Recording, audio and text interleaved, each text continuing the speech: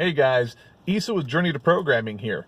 This is another on the road post, and I wanted to discuss a hot topic in the software development world, especially for experienced people that have been working in the industry for a few years or more, that are afraid of a topic where we're discussing the potential of computers and AI taking the next step and beginning to program on their own, basically making software developers like me or you, or those of you that are studying computer science looking to become a programmer, basically making us all useless and making our entire job automated so that we don't have work to do in the future. Now, I want to say I think that's utter and complete BS. I would love to express it more strongly with a bit more language there, but I'm going to kind of refrain from that and talk about why I think that even as AI evolves and becomes kind of more predominant across the industry, it's still not going to be to the point where we're not going to have jobs. And I don't think we're even going to reach that point where automation becomes a big factor in eliminating software developers as a career, or software development as a career, for at least another 10 to 20 years. So the reasoning behind that is, if you've been working in industry, you'll know what software looks like for the many companies out there, whether you're talking about large corporations or normal companies that are using web stacks and simple websites. Sure, we've seen a massive increase in kind of automated and simple to implement software for especially the web side of things, or mobile development. I mean, we can go online now and you can create a website using a WYSIWYG type editor in no time flat. You don't need to be able to write code. You don't need to know any back-end code or any front end or anything. You can just go onto the website, like, for example, Squarespace or Weebly, or any of these software platforms that allow you just to create a website using their beautiful front-end tools.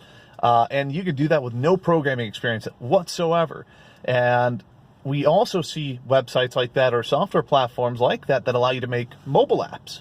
You're making full-on software applications that may be, let's say, straightforward and maybe won't have a massive architecture behind them, or may not be scalable for reaching out to, let's say, not just thousands of people, let's say larger than that, hundreds of thousands of people or millions of people, or may not be suitable for massive corporations that want to create a really highly produced software for their clients. But in most cases, it is a viable way of doing it. And we're beginning to see that some places don't need a software developer anymore. They may just need to hire somebody that knows how to use these automated tool sets. So I can see where the fear comes from. But on the same side, we could just say that this probably means that the requirements for skills is just changing. Those of you that have those skill sets, the back end and the web dev side and the architecture side, aren't going to lose your jobs.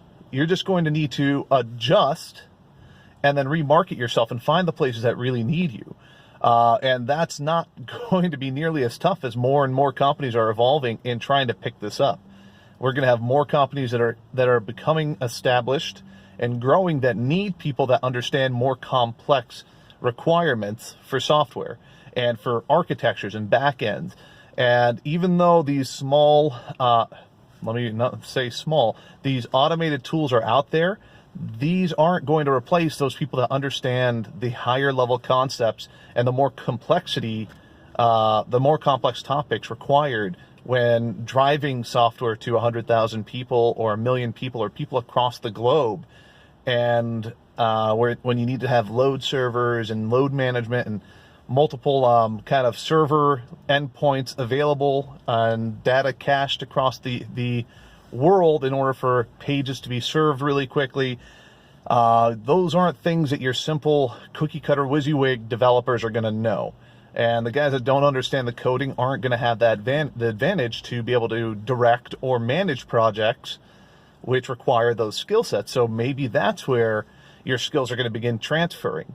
We are seeing a lot more, at least I've noticed, that a lot more jobs and companies I've consulted with over the years have begun including more technical management rather than a traditional company which would have managers that aren't as tech savvy or don't understand the tech stack as well. You're seeing a lot of developers that are developing into management and director level positions and executive level positions, so they understand this. So it seems like that may be where you're looking. Now, also, think about it this way. The people that currently fear the automation are usually software developers, scientists, and those of us that can see the potential and understand it. But we think it's going to be adopted by the mass public instantly, by these massive corporations. And in reality, it's going to take them a long time to pick this up. It's not going to happen overnight. It's going to happen over 20 years, 30 years. It's going to take a long time. So that just means that the climate's going to shift. And if you want to probably retain your ability to be an implementer, just a source code contributor, you probably are going to need to adjust your skill set. Maybe you need to focus more on the creative side of things, rather than just being a traditional programmer that's writing, let's say, standard CRUD or simple implementation where you're taking in requirements and just pumping out literally source code, but you're not doing a lot of thinking or engineering or architecture behind it. Instead, think about how you can creatively engineer these things and begin picking up that type of a role. Understand how the architecture works in with the code and how you can best protect things or evolve or scale, because that's probably going to be a big decision later on for retaining developers at companies that are looking to evolve. They're going to want people that understand those type of complexities and then also understand the creative side and how to direct projects of those types of complexity too. The other area you may want to move into is learning how to manage and direct these type of projects. So you can go to these programmers that know these automated tool sets.